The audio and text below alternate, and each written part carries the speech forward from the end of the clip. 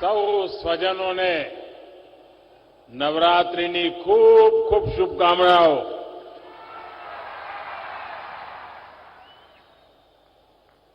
સૌથી પહેલા તો મારે ભાવનગરની ક્ષમા માગવી છે.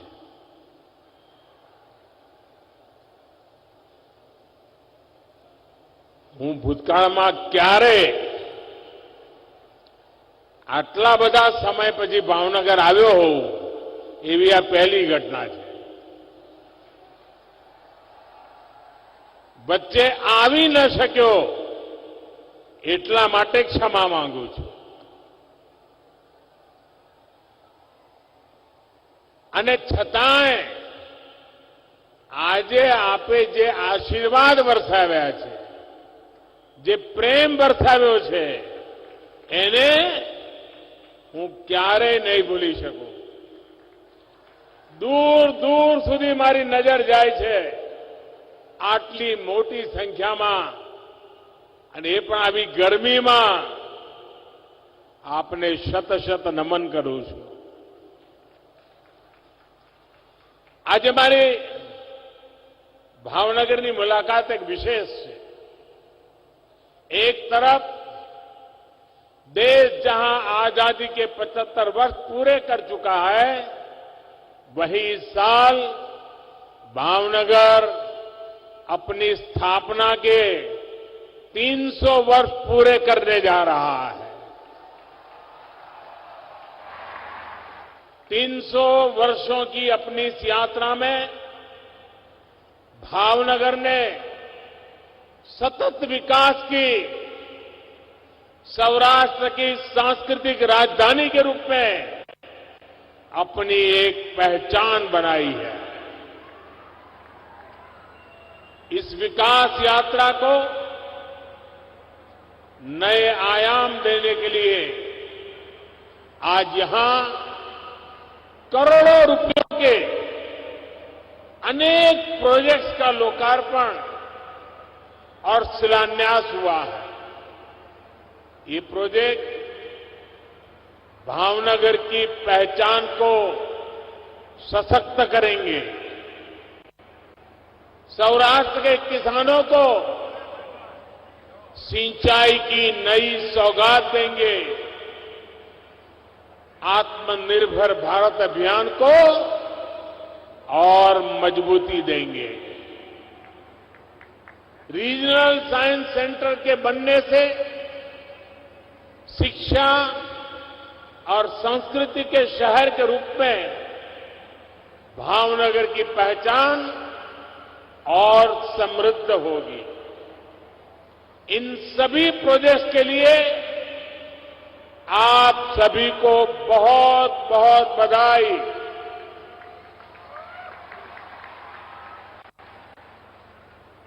भाइयों और बहनों, जब भी मैं भावनगर आया हूं तो एक बात जरूर कहता रहा हूं. बीते 2.5-3 दशकों में जो गुंज सूरत, वडोदरा और अहमदाबाद की रही है, वही गूंज राजकोट, जामनगर और भावनगर की होने वाली है.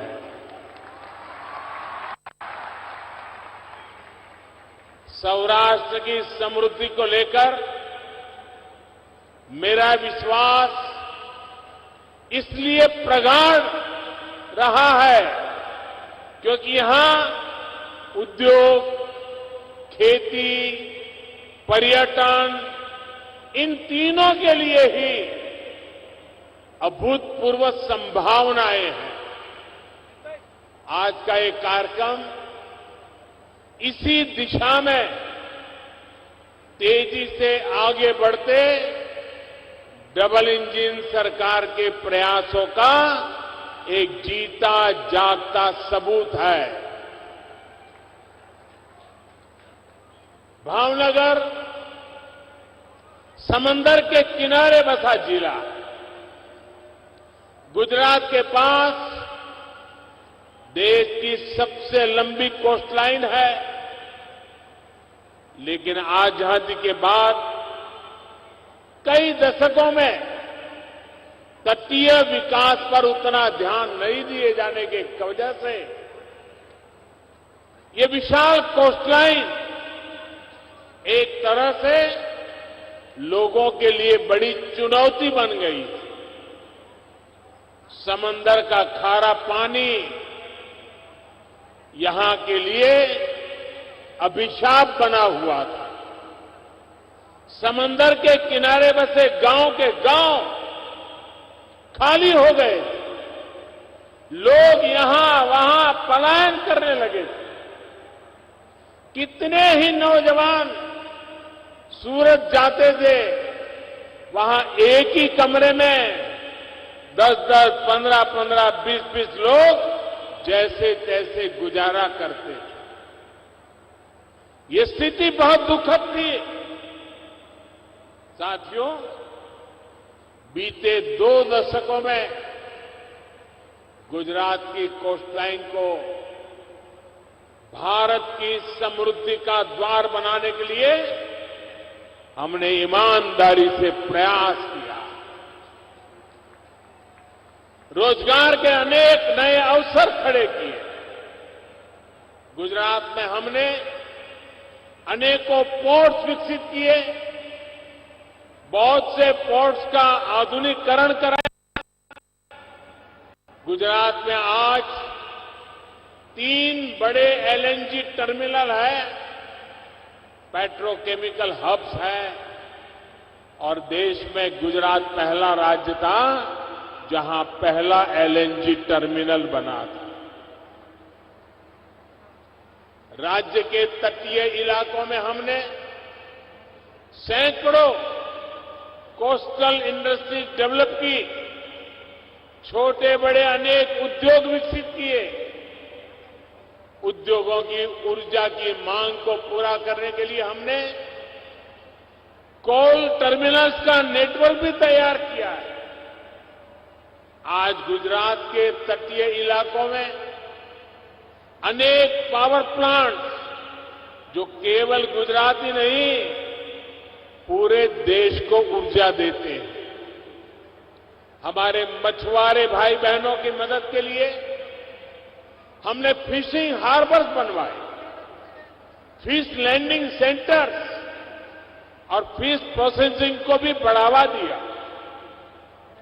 फिशिंग हार्बर का जो मजबूत नेटवर्क हमने तैयार किया है, उसका भी निरंतर विस्तार किया जा रहा है, उसका आधुनिकीकरण किया जा रहा है। गुजरात के तटीय क्षेत्र में मैंग्रोव के जंगलों का विकास करके हमने कोस्टल इकोसिस्टम को और सुरक्षित बनाया है और मजबूत बनाया है। और उस समय भारत सरकार में जो मंत्री हुआ करते थे, उन्होंने एक बार कहा था कि हिंदुस्तान के तटीय राज्यों को गुजरात से मैंग्रोव का विकास कैसे हो सकता है, ये सीखना चाहिए। ये काम आप सबके सहयोग से गुजरात में हुआ है। हमने एक्वा कल्चर को भी निरंतर बढ़ावा दिया। गुजरात देश के उन अग्रणी राज्यों में है जहां सीवीड की खेती को लेकर बड़े प्रयास हुए। आज गुजरात की कोस्टलाइन देश के आयात निर्यात में बहुत बड़ी भूमिका निभाने के साथ ही लाखों लोगों को रोजगार का माध्यम भी बनी है। आज गुजरात की कोस्टलाइन रिन्यूएबल एनर्जी और हाइड्रोजन इकोसिस्टम उसका पर्याय बनकर के उभर रही है। हमने सौराष्ट्र को भी ऊर्जा का एक महत्वपूर्ण केंद्र बनाने का प्रयास किया है। गुजरात और देश की ऊर्जा, उसकी जो जरूरतें हैं, उसके लिए जो कुछ भी चाहिए, आज ये क्षेत्र उसका बड़ा हब बन रहा है। अब तो सौर ऊर्जा के भी अनेक प्रोजेक्ट्स इस क्षेत्र में लग रहे हैं। पालीताना में आज जिस सोलर पावर प्रोजेक्ट का उद्घाटन हुआ है, उससे क्षेत्र के अनेक परिवारों को सस्ती और पर्याप्त बिजली मिल पाएगी। एक समय था, जो आज 20-22 साल के होंगे ना, उनको तो इन बातों का पता भी नहीं होगा।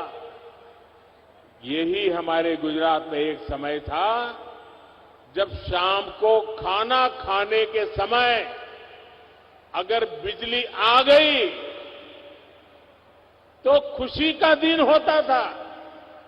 और मुझे याद है, मैं मुख्यमंत्री बना, पहले दिन से लोग कहते थे कि कम से कम शाम को खाना खाते समय बिजली मिले, ऐसा तो करो।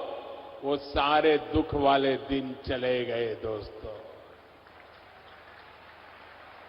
आज यहां पर्याप्त बिजली के कारण बिजनेस के नए अवसर यहां बन रहे हैं, उद्योग धंधे फल फूल रहे हैं।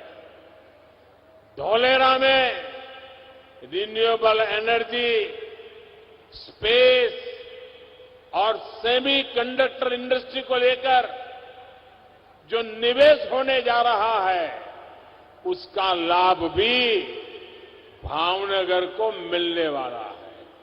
क्योंकि एक प्रकार से वो भावनगर का पड़ोसी इलाका डेवलप हो रहा है। और वो दिन दूर नहीं होगा, अहमदाबाद से धौलेरा, भावनगर, ये पूरा क्षेत्र विकास की नई नई ऊंचाइयों को प्राप्त करने वाला है। भाई और बहनों, भावनगर आज पोर्ट लेड डेवलपमेंट के एक अहम सेंटर के रूप में विकसित हो रहा है। इस पोर्ट की देश भर के अलग अलग औद्योगिक क्षेत्रों के साथ मल्टी मॉडल कनेक्टिविटी सुनिश्चित होगी। मालगाड़ियों के लिए अलग से जो ट्रैक बिछाया जा रहा है, उससे भी ये पोर्ट जुड़ेगा और दूसरे हाईवे, रेलवे नेटवर्क से भी बेहतर कनेक्टिविटी होगी। पीएम गति शक्ति नेशनल मास्टर प्लान ये कनेक्टिविटी की परियोजनाओं को और नया बल देने वाली है। यानी भावनगर का ये पोर्ट आत्मनिर्भर भारत के निर्माण में बड़ी भूमिका निभाएगा और रोजगार के सैकड़ों नए अवसर यहां बनेंगे। यहां भंडारण, ट्रांसपोर्टेशन और लॉजिस्टिक्स से जुड़े व्यापार कारोबार का विस्तार होने वाला है। ये बंदरगाह गाड़ियों की स्क्रैपिंग, कंटेनर उत्पादन और धौलेरा स्पेशल इन्वेस्टमेंट रीजन जैसे बड़े प्रोजेक्ट की भी जरूरतों को पूरा करेगा। इससे यहां नए रोजगार बनेंगे, स्वरोजगार की संभावनाएं बनेगी।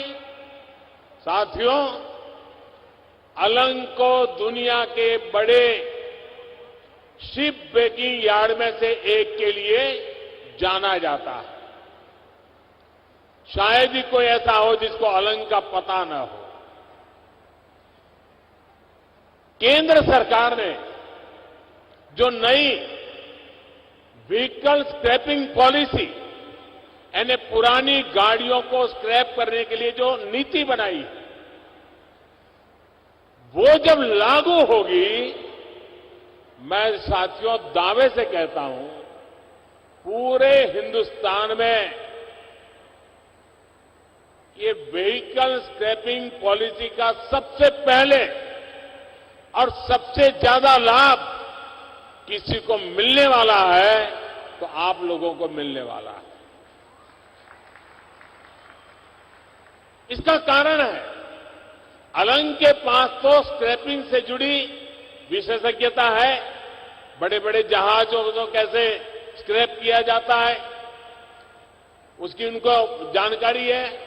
ऐसे में जहाजों के साथ साथ दूसरे छोटे वाहनों की स्क्रैपिंग का भी देश का ये बड़ा सेंटर बन सकता है। भावनगर के मेरे होनहार उद्यमियों को मुझे ये याद दिलाने की जरूरत नहीं है कि वो विदेशों से भी ये छोटी छोटी गाड़ियां लाकर उन्हें यहां स्क्रैप करने का काम भी शुरू कर देंगे।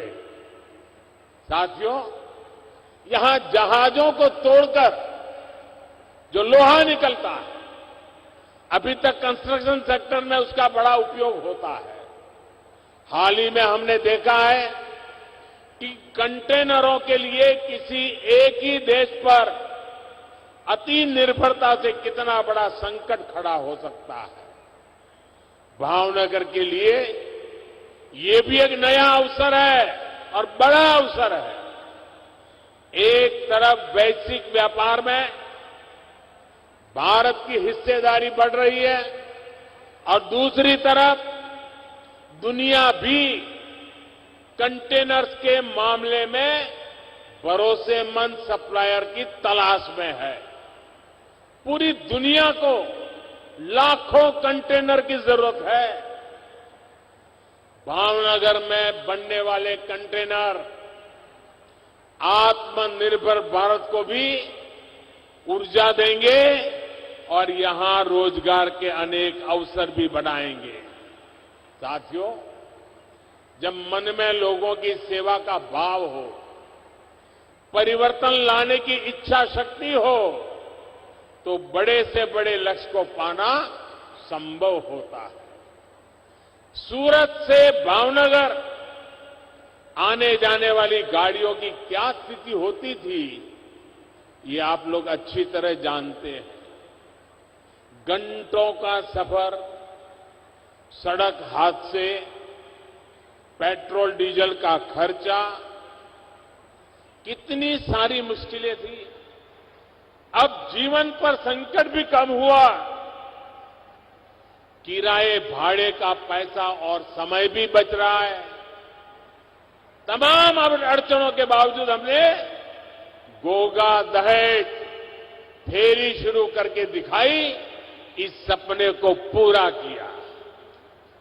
गोगा हजीरा रोरो फेरी सर्विस से सौराष्ट्र और सूरत की दूरी लगभग 400 किलोमीटर से घट करके 100 किलोमीटर से भी कम हो गई है। बहुत ही कम समय में इस सेवा से लगभग 3 लाख यात्री सफर कर चुके हैं।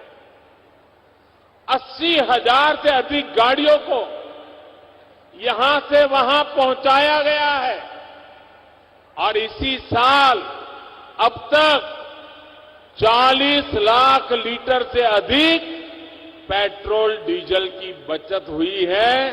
मतलब उतने पैसे आप लोगों की जेब में बचे हैं। आज से तो इस रूट पर बड़े जहाजों के लिए भी रास्ता साफ हुआ है।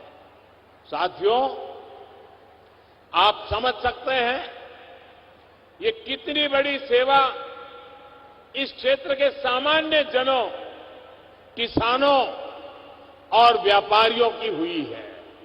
लेकिन इतना सब कुछ बिना किसी शोर शराबे के, बड़े बड़े विज्ञापन के पीछे पैसे बर्बाद किए बिना ये सारे काम हो रहे हैं साथियों। क्योंकि हमारी प्रेरणा और लक्ष्य कभी भी सत्ता सुख नहीं रहा है। हम तो हमेशा सत्ता को सेवा का माध्यम मानते हैं। ये हमारा सेवा का यज्ञ चल रहा है। इसी सेवा भाव के कारण ही इतना प्यार, इतना आशीर्वाद निरंतर बढ़ता ही चला जा रहा है, बढ़ता ही चला जा रहा है। साथियों, हमारे प्रयासों से इस क्षेत्र में सिर्फ आना जाना, ट्रांसपोर्टेशन ही नहीं, उतनी ही सुविधा हुई ऐसा नहीं, लेकिन टूरिज्म को भी बढ़ावा मिला है। अपनी समुद्री विरासत को सहेज कर उसको पर्यटन की ताकत बनाने पर गुजरात के तटीय क्षेत्रों में अभूतपूर्व काम हो रहा है। लोथल में बनने वाला मैरीटाइम म्यूजियम शायद आप में से बहुत कम लोगों को मालूम होगा।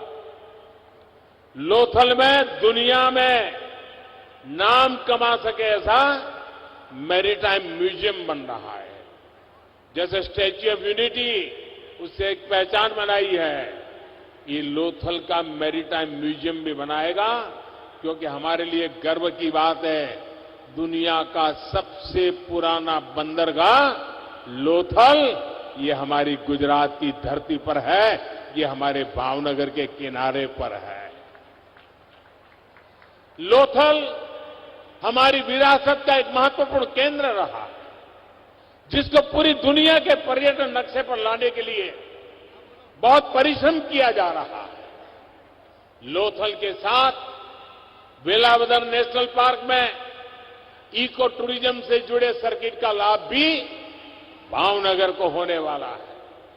विशेष रूप से छोटे छोटे जो बिजनेसमैन हैं, छोटे छोटे कारोबारी है, व्यापारी है, उनको विशेष लाभ होने वाला है। भाई और बहनों, सौराष्ट्र में किसानों और मछुआरों दोनों के जीवन में पिछले 2 दशकों में बहुत बड़ा बदलाव आया है। एक समय था जब जानकारी के अभाव में अक्सर मछुआरों का जीवन खतरे में पड़ जाता था।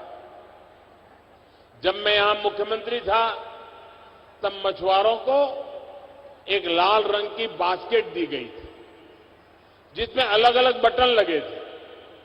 दुर्घटना की स्थिति में बटन दबाने पर कोस्ट गार्ड के ऑफिस में सीधा अलर्ट पहुंच जाता था, जिससे तुरंत सहायता पहुंचाना संभव हो पाता था। इसी भावना को 2014 के बाद पूरे देश के लिए हमने विस्तार किया है। मछुआरों की नावों को आधुनिक बनाने के लिए सब्सिडी दी। किसानों की तरह ही मछुआरों को किसान क्रेडिट कार्ड दिए। साथियों, आज मुझे बहुत संतोष होता है जब सौनी योजना से हो रहे बदलाव को मैं देखता हूं। मुझे याद है, मैंने जब सौनी योजना की बात कही थी तो हमारे सौराष्ट्र में मैंने राजकोट में आकर के इसकी शुरुआत की थी। सारे मीडिया वालों ने लिखा था कि देखो चुनाव आया इसलिए मोदी जी ने घोषणा कर दी, चुनाव जाएगा भूल जाएंगे। लेकिन मैंने सबको गलत सिद्ध कर दिया। आज सौनी योजना नर्मदा मैया को लेकर के उसे जहां जहां पहुंचाने का संकल्प किया था तेज गति से पहुंच रही है। भाइयों, हम वतन के पक्के लोग हैं, हम समाज के लिए जीने वाले लोग हैं। साथियों, इस सौनी परियोजना का इसका एक हिस्से का लोकार्पण आज होता है और दूसरे हिस्से पर काम शुरू होता है। हम काम रुकने नहीं देते। आज भी जिस हिस्से का लोकार्पण हुआ है उससे भावनगर और अमरेली जिले के अनेक डैम तक पानी पहुंच रहा है। इसे भावनगर के गारियाधार, जेसर और महुआ तालुका और अमरेली जिले के राजूला और खांबा तालुका अनेक गांवों के किसानों को लाभ होने वाला है। भावनगर, गिर सोमनाथ, अमरेली, बोटाद, जूनागढ़, राजकोट, पोरबंदर, इन जिलों के सैकड़ों गांवों और दर्जनों शहरों तक पानी पहुंचाने के लिए भी आज काम नए सिरे से जोड़ा गया है। भाई और बहनों, अभाव को दूर करना और जो विकास में पीछे छूट गया उसका हाथ पकड़कर आगे ले जाना, ये डबल इंजन सरकार की प्रतिबद्धता है। गरीब से गरीब को जब साधन मिलते हैं, जब सरकार उनको संसाधन देती है तो वो अपनी तकदीर बदलने में जुट जाता है। वो दिन रात मेहनत करता है और गरीबी से लड़ाई लड़के गरीबी को परास्त करता है। गुजरात में हम अक्सर गरीब कल्याण मेले का आयोजन करते थे। ऐसे ही एक कार्यक्रम के दौरान यहां भावनगर में एक बहन को मैंने 3 पहिए वाली साइकिल दी थी, दिव्यांग बहन थी। तो उसने मुझे क्या कहा, आप देखिए मिजाज देखिए भावनगर के लोगों का, गुजरातों का स्पिरिट देखिए। मुझे बराबर याद है उस बहन ने कहा कि मुझे तो साइकिल चलाना आता नहीं है, मुझे तो इलेक्ट्रिक ट्राइसिकल दीजिए। ये मिजाज है मेरे गुजरात का, ये मिजाज है मेरे भावनगर का। और ये जो विश्वास था, उस बहन के मन में जो भरोसा था, वो भरोसा मेरी सबसे बड़ी पूंजी है भाई। गरीबों की यही सपने, यही आकांक्षाएं मुझे निरंतर काम करने की ऊर्जा देते हैं। आपके आशीर्वाद से ये ऊर्जा बनी रहे और निरंतर आपका प्यार बढ़ता चला जा रहा है। और मैं आज ये जरूर कहूंगा कि मुझे आने में कुछ साल लग गए, मैं देर से आया, लेकिन खाली हाथ नहीं आया हो। पिछले सालों का जो बकाया था वो भी लेकर के आ गया हो। અને આમાં ભાવનગરનો તો મારી પર અધિકાર છે ભાઈ।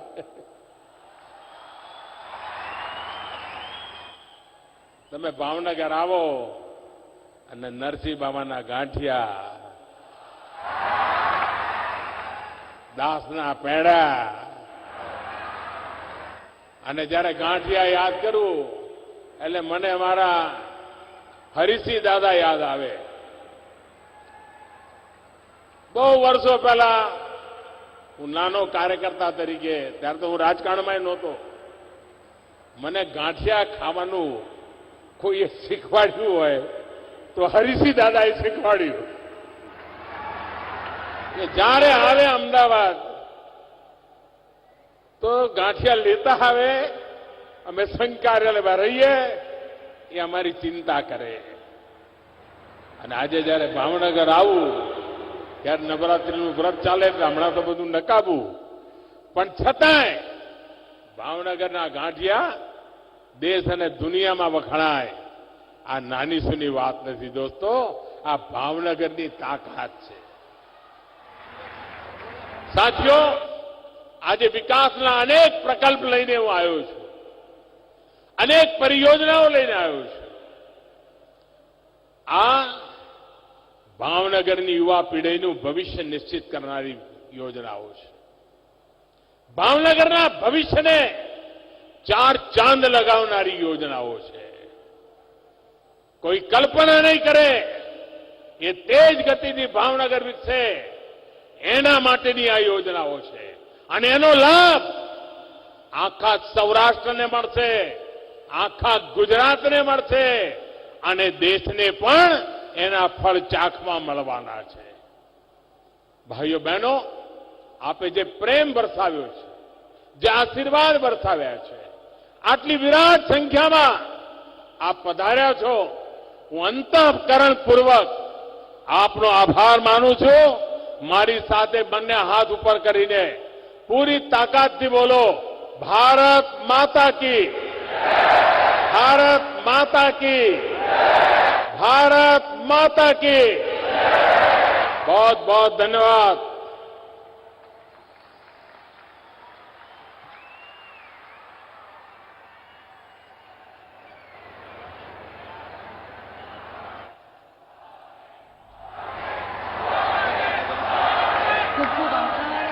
ભાવનગર ખાતે પીએમ નરેન્દ્ર મોદીનું સંબોધન। ભાવનગરની સ્થાપના 300 વર્ષ પૂર્ણ થઈ રહ્યા છે, ઉલ્લેખ કરવામાં આવ્યો। ડબલ એન્જિન સરકારનું ઉદાહરણ પણ આપવામાં આવ્યું। 111 કરોડના ખર્ચે